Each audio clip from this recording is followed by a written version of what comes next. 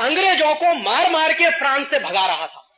तो पूरी की पूरी अंग्रेजी ताकत और अंग्रेजी सेना नेपोलियन बोनापार्ट के खिलाफ फ्रांस में लड़ती थी, इसलिए वो ज्यादा सिपाही दे नहीं सकते थे। तो उन्होंने कहा अपने पार्लियामेंट में कि हम इससे ज्यादा सिपाही आपको दे नहीं सकते, जो 300 सिपाही है उन्हीं से आपको प्लासी का युद्ध जीतना है। तो रॉबर्ट क्लाइव ने अपने 2 जासूस लगाए। उसने कहा देखो युद्ध लड़ेंगे तो मारे जाएंगे, अब आप एक काम करो। उसने 2 अपने साथियों को कहा कि आप जाओ और सिराजुद्दौला की आर्मी में पता लगाओ कि कोई ऐसा आदमी है क्या जिसको रिश्वत दे दे,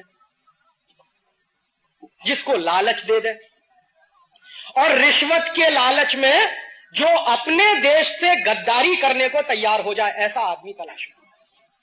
उसके 2 जासूसों ने बराबर सिराजुद्दौला की आर्मी में पता लगाया कि हां एक आदमी है, उसका नाम है मीर जाफर।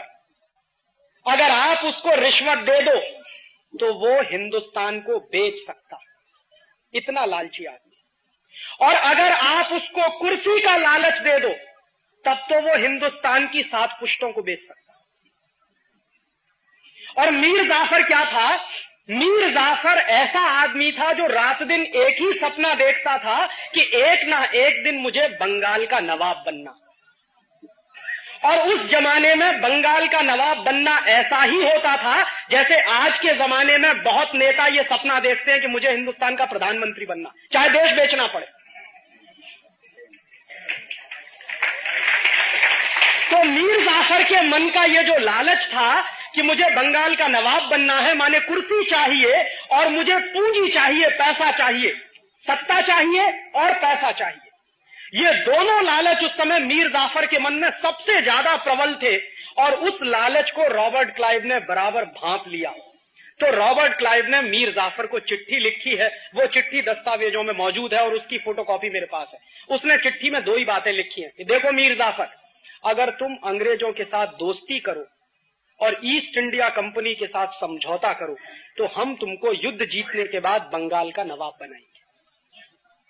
और दूसरी बात कि जब आप बंगाल के नवाब हो जाओगे तो सारी की सारी संपत्ति आपकी हो जाएगी। इस संपत्ति में से 5% हमको दे देना, बाकी तुम जितना लूटना चाहो लूटना।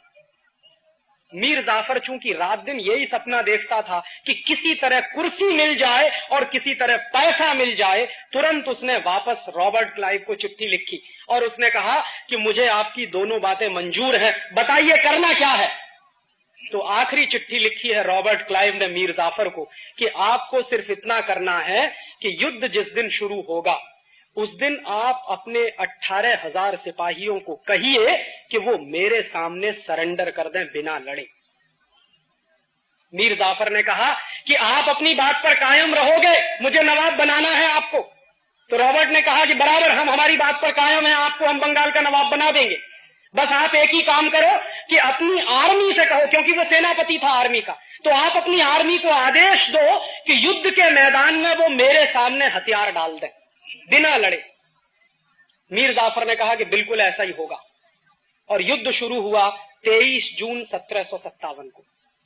इतिहास की जानकारी के अनुसार 23 जून 1757 को युद्ध शुरू होने के 40 मिनट के अंदर भारतवर्ष के 18,000 सिपाहियों ने मीर जाफर के कहने पर अंग्रेजों के 300 सिपाहियों के सामने सरेंडर कर दिया।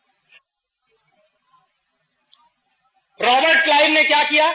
अपने 300 सिपाहियों की मदद से हिंदुस्तान के 18,000 सिपाहियों को बंदी बनाया और कलकत्ता में एक जगह है, उसका नाम है फोर्ट विलियम, आज भी है, कभी आप जाइए उसको देखिए। उस फोर्ट विलियम में 18,000 सिपाहियों को बंदी बनाकर ले गया। 10 दिन तक उसने भारतीय सिपाहियों को भूखा रखा और उसके बाद 11वें दिन सबकी हत्या कराई।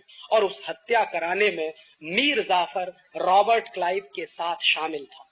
उसके बाद रॉबर्ट क्लाइव ने क्या किया? उसने बंगाल के नवाब सिराजुद्दौला की हत्या कराई मुर्शिदाबाद में, क्योंकि उस जमाने में बंगाल की राजधानी मुर्शिदाबाद होती थी, कलकत्ता नहीं थी। सिराजुद्दौला की हत्या कराने में रॉबर्ट क्लाइव और मीर जाफर दोनों शामिल थे। और नतीजा क्या हुआ? बंगाल का नवाब सिराजुद्दौला मारा गया। जो ईस्ट इंडिया कंपनी को भगाने का सपना देखता था इस देश में, वो मारा गया। और जो ईस्ट इंडिया कंपनी से दोस्ती करने की बात करता था, वो बंगाल का नवाब हो गया, मीर जाफर। इस पूरे इतिहास की दुर्घटना को मैं एक विशेष नजर से देखता हूं। मैं कई बार ऐसा सोचता हूं कि क्या मीर जाफर को मालूम नहीं था कि ईस्ट इंडिया कंपनी से दोस्ती करेंगे तो इस देश की गुलामी आएगी। मीर जाफर जानता था